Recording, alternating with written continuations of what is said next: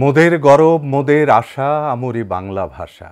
বাংলা ভাষাকে নিয়ে এই যে একটা বিশাল জাগরণ মনের ভেতরে, এই জাগরণটি ঘটেছিল 1952 সালে। আমাদের রাষ্ট্রভাষা বাংলার দাবিতে আমরা দেখেছি আমাদের ভাইয়েরা প্রাণ দিয়ে গেছে, রাজপথে তাদের রক্ত ঝরেছে। আজকে 2রা ফেব্রুয়ারির এই মহান ফেব্রুয়ারিতে বসে আপনাদের সবাইকে স্বাগত জানাচ্ছি এশিয়ান টেলিভিশনের সংবাদ বিশ্লেষণে। বলছিলাম যে ফেব্রুয়ারির এই রক্তঝরা দিনগুলিতে আমাদের কিন্তু আরেকটি জিনিস যুক্ত হয়েছে বহুকাল যাবৎ, সেটি হচ্ছে আমাদের প্রাণের বইমেলা। বইমেলাটি আসলে শুধু বইমেলা নেই, আমাদের বাঙালির জাতীয় জীবনের প্রাণের মেলায় পরিণত হয়, উৎসবে পরিণত হয়, উল্লাসে, এবং সেই সঙ্গে লেখক, পাঠক, সমালোচক সবার সঙ্গে যোগ দেয়া হয় এই বইমেলাতে।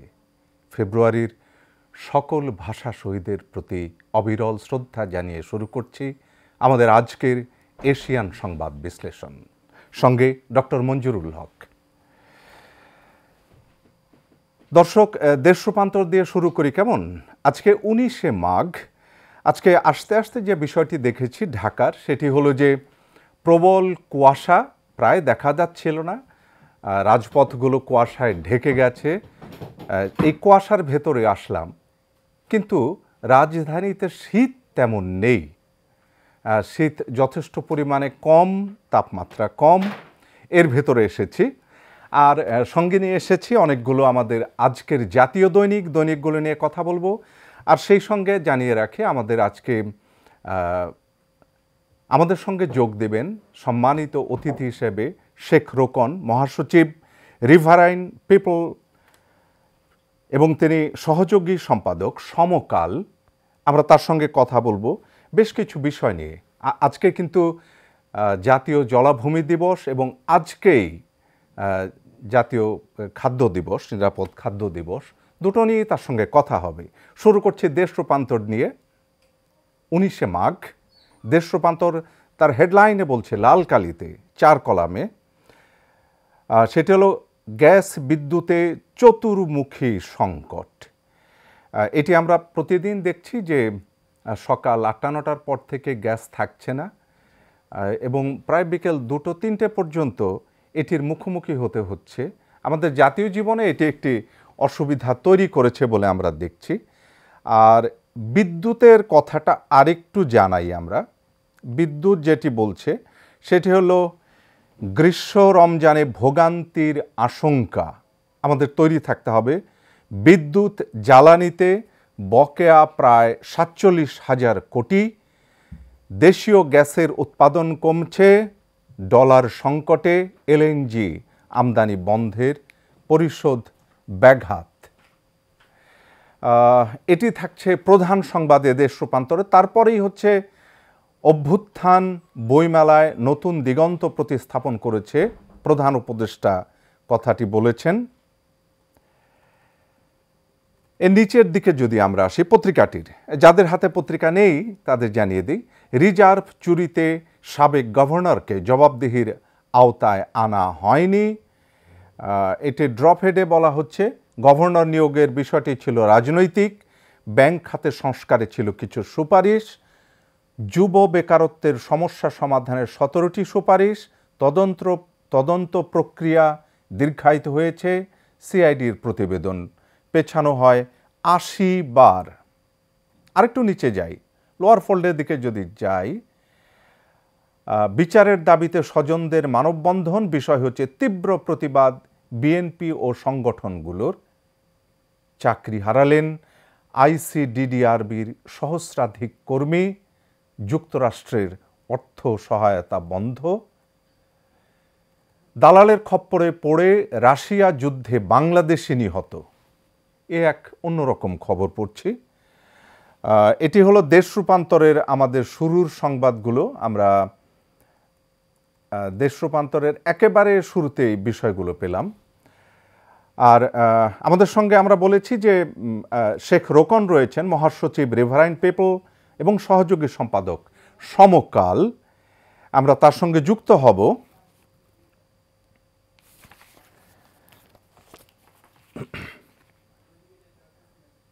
আমাদের সঙ্গে সময়ের আলো এটি রয়েছে। সময়ের আলো একদম প্রথম কথাটি বলছে, বিষাক্ত খাদ্য সর্বত্র। এটি খাদ্য নিরাপত্তা দিবস। আজ আমরা কথা বলছিলাম যে বিশ্ব জলাভূমি দিবস আজ, এবং খাদ্য নিরাপত্তা, নিরাপদ খাদ্য বিষয়ের যে দিন, সেটি আজকে। বিষাক্ত খাদ্য সর্বত্রই, এই বিষয়টি নিয়েও আমরা কথা বলবো। একটুখানি পড়ি। এস.এম. আলমগীরের রিপোর্ট এটি। কি খাবে দেশের মানুষ, কোন খাদ্য নিরাপদ, এমন প্রশ্ন এখন উঠছে প্রতিনিয়ত, কারণ বিষাক্ত খাদ্যে সয়লাব দেশের বাজার। কৃষিতে কীটনাশকের ব্যাপক অপপ্রয়োগ এবং মাত্রাতিরিক্ত সার ব্যবহার দেশের জনস্বাস্থ্যকে মারাত্মক ঝুঁকির মুখে ঠেলে দিয়েছে। দুধের রং ঠিক রাখতে ও পরিমাণ বাড়াতে ব্যবহার করা হচ্ছে ইউরিয়া।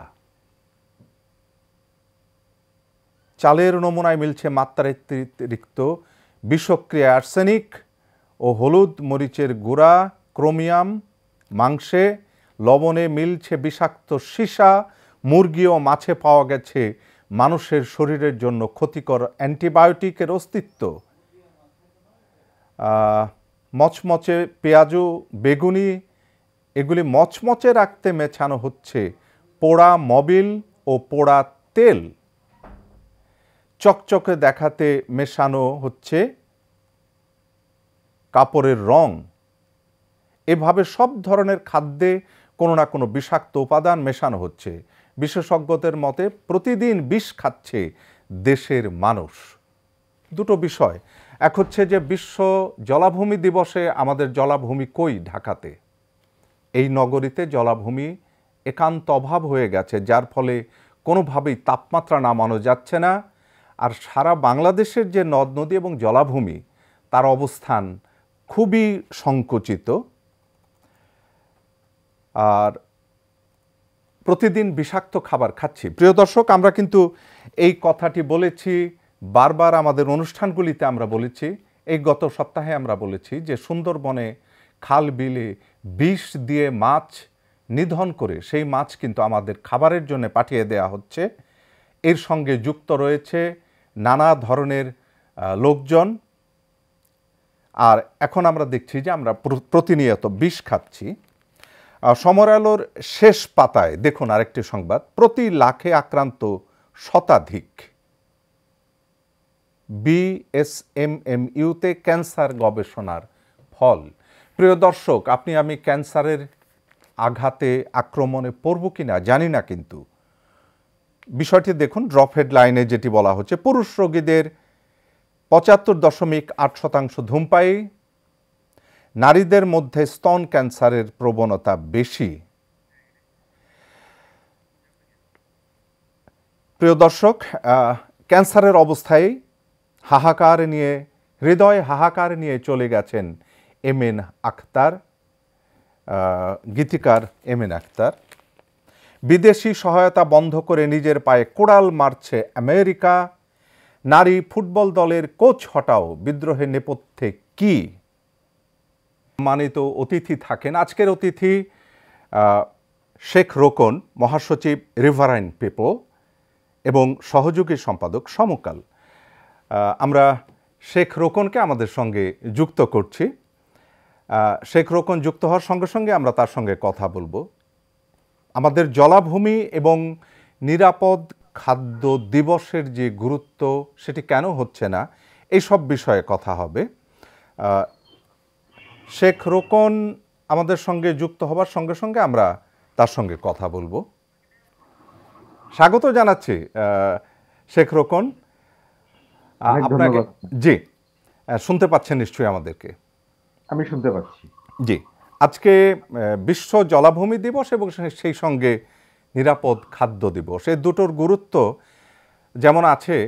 বিশ্ব জলাভূমি দিবসের কথাটা দিয়ে আমরা শুরু করি যে সারা বাংলাদেশে জলাভূমির যে অবস্থা, বিশেষত আমাদের ঢাকা মহানগরীতে জলাভূমি নেই। প্রচণ্ড উত্তাপে আমরা গ্রীষ্মের সময় প্রায় মৃতপ্রায়। এটি দিয়ে শুরু করি। শেখ রোকন, মহাসচিব রিভারাইন পিপল এবং আমাদের সহযোগী সম্পাদক সমকাল। ধন্যবাদ। দেখুন, এটা আজকে একটা বিশেষ দিন এই অর্থে যে আজকে একই সঙ্গে জলাভূমি দিবস এবং নিরাপদ খাদ্য দিবস।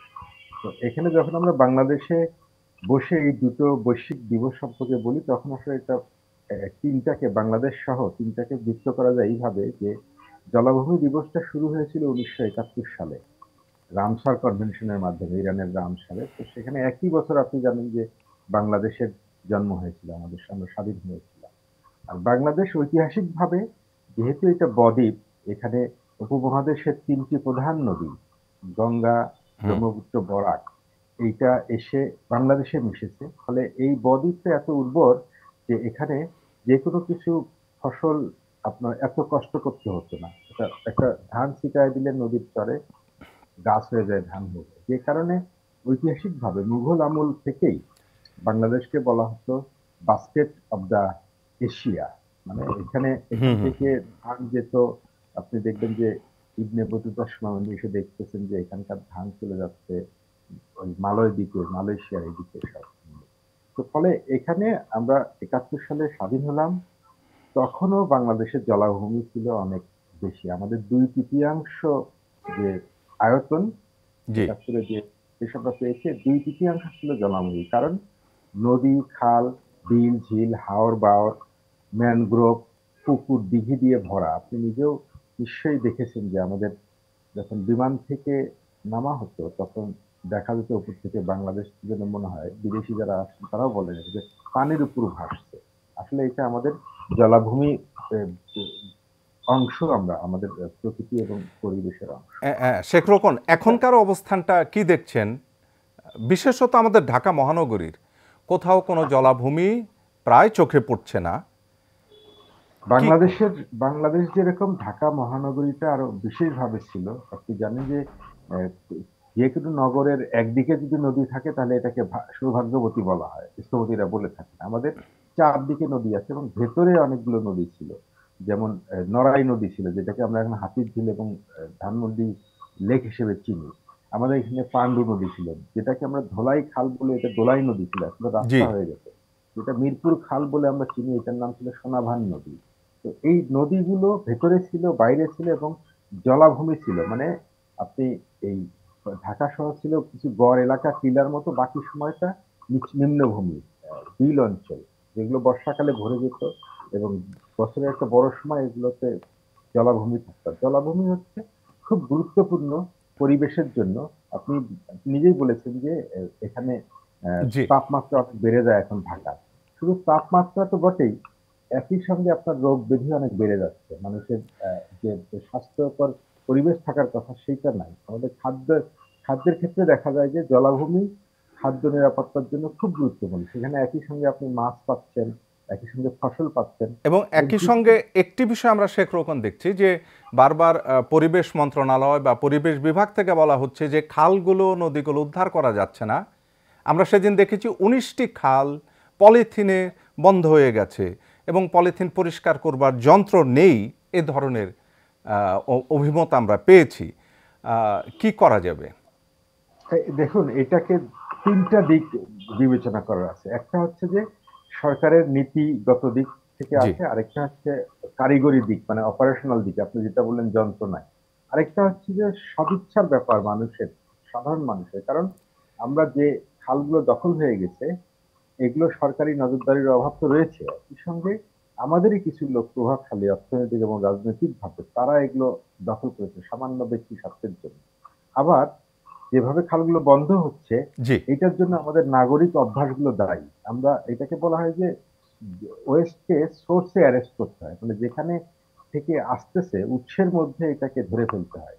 আমরা বাসা থেকে যে আহ, বর্জ্যগুলো দেই, আহ, ফেলে দেই, সেগুলো দেখবেন যে আপনি নির্বিচারে ফেলে দেই একটা ব্যাগে করে। এটা আসলে আলাদা হওয়া উচিত। জি, অধিকাংশ বিশ্ব তাই করে, যে পলিথিন গুলো একদিকে, পচনশীল বর্জ্যগুলো আরেকদিকে, বা শক্ত বর্জ্যগুলো আরেকদিকে, এরকম থাকে। সেটা আমরা করতে পারিনি।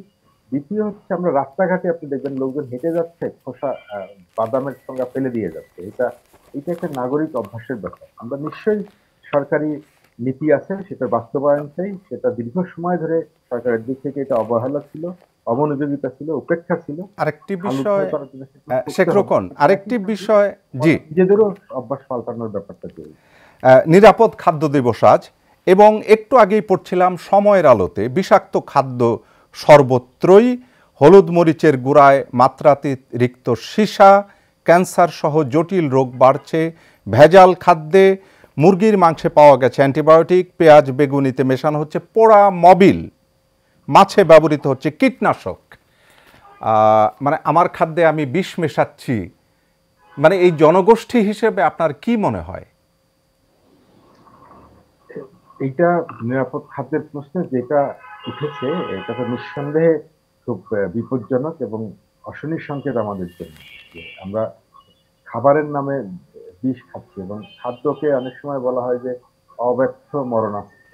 অন্যান্য মরণাস্ত্র থেকে আপনি হয়তো আড়াল নিলেন কিছু, কিন্তু যখন খাদ্যর মধ্যে বিষ থাকে তখন তো আপনি নিজে নিজে নিজের ভেতরে নিচ্ছেন, জেনে শুনে বিষ পান করছেন, সেটা বিপজ্জনক। একই সঙ্গে আপনি দেখেন যে এই বিচ্ছিন্নভাবে শুধু খাদ্য, নিরাপদ খাদ্য, জলাভূমি রক্ষা, এগুলো কিন্তু বিচ্ছিন্ন না, এগুলো একটার সঙ্গে সম্পর্কিত। এই যে রিপোর্টে আপনি পড়ছিলেন সময়ের আলো যে ইউরিয়া সার মেশানো হয়, এটা তো ইউরিয়া মাত্রা অতিরিক্ত ফসল উৎপাদনেও মেশানো হচ্ছে। জি, সেটা গিয়ে জলাভূমিতে গিয়ে আমাদের মাছ মেরে ফেলছে। আমরা যে পলিথিন গুলো ফেলছি সেটা এখন ফসলে যাচ্ছে, মাছের মধ্যে যাচ্ছে।